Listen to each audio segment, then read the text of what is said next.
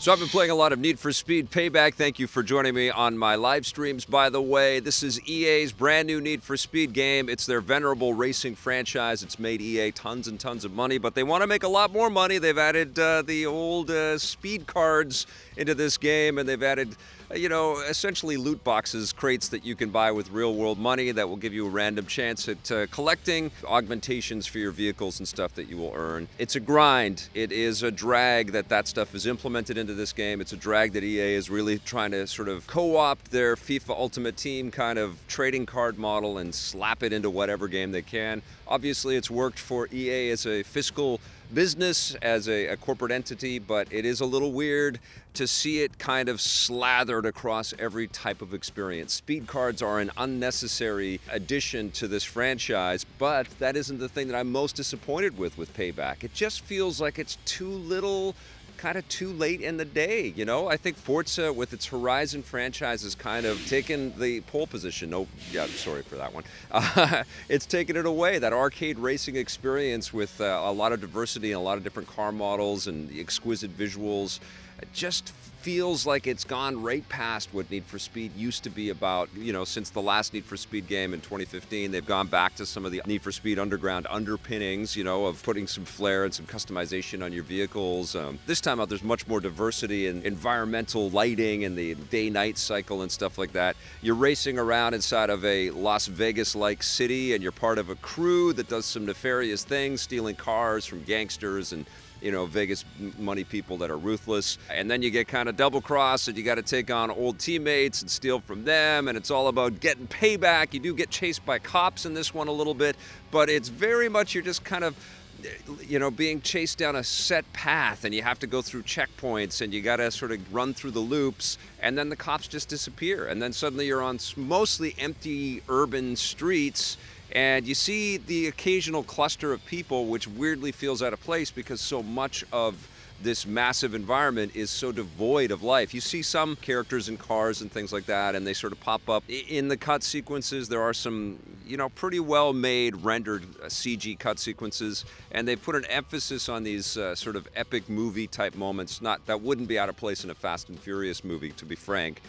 People leaping from cars and jumping into the backs of trucks and driving right out of the backs of moving vehicles and things like that. Some exciting stuff that we cut to, but we're not really playing.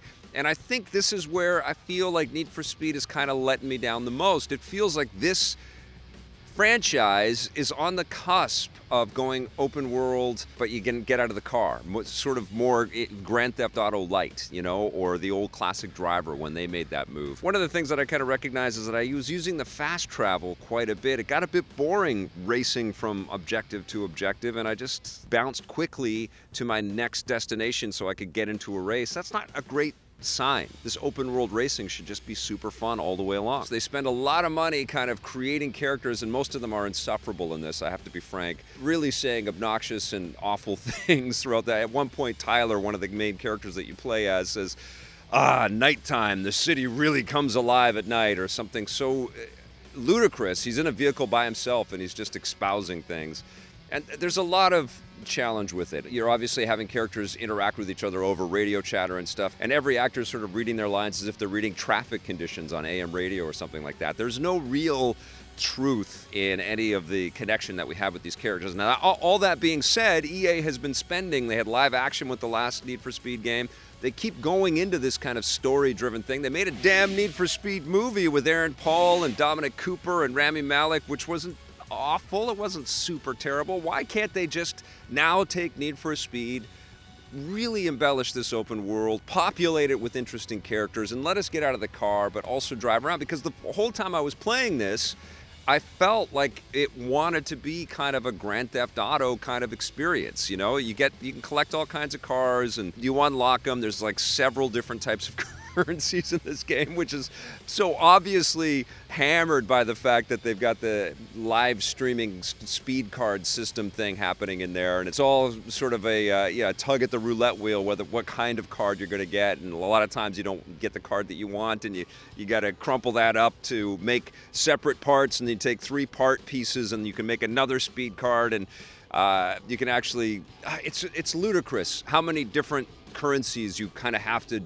figure out and contend with as you're trying to just buy the cool cars and make them look cool and level them up and tune them up so that they perform really well on the track.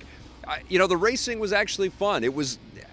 I don't think that Ghost Games or, frankly, any of the previous Need for Speed developers have done a bad job with giving us that accessible, hooky, arcadey racing experience. And again, this felt really fun. It felt fun. It felt fun to, tap on the e-brakes and then try to drift around corners and sort of get that perfect combination so that you can take every corner like you're shooting some crazy sequence out of a movie.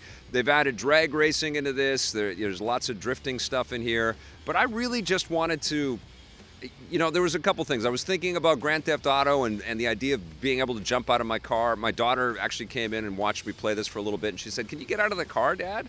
It feels like you could stop and pull over."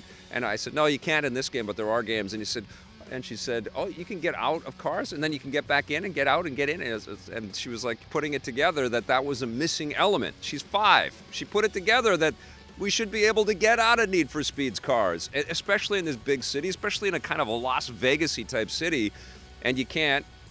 And, it will take you a while because of the sort of grind mechanics that are imbued in this game for you to find those perfect, awesome cars that you want, the supercars. You steal a couple of them so you get a taste of it, but then to actually earn them, it takes a while to collect those. You can augment your cars, though, using those speed cards so that you start to tune a kind of a junky, affordable vehicle. You can tune it up and make it run pretty fast and add glowy lights under the thing and give yourself more nitrous and things like that. All of that was fun. I actually tuned some Volkswagen vehicle and I was like, this feels pretty good. I'm winning a lot of races and it's fun. It doesn't have the looseness, the lightness, the value-packed charm of Forza Horizon 3 last year did, and I couldn't help feel like that was a much better experience and a much more surprising one. I thought the 2015 Need for Speed looked better. I thought of Burnout and the idea that so much of the Criterion team is involved at Ghost Games now, and they're making these games, and there are definitely elements of Burnout where you're dropping enforcers beside you and knocking police cars off the road, and that's kind of fun, but this isn't as fun as Burnout Paradise. So I was thinking of Burnout Paradise, Grand Theft Auto, Forza Horizon 3, and all of these better racing games, even previous Need for Speed games. It's just too bad that Need for Speed Payback doesn't really wow you. It's just an okay Need for Speed experience. It's not terrible. It's definitely playable. There's hours of racing here, but God, there are so many great ones. And this is a franchise that is so valuable for Electronic Arts and for the video game industry that it should be one of the best games and best experiences of the year, and this is just not that. I'm going to give Need for Speed Payback a 6.5 out of 10.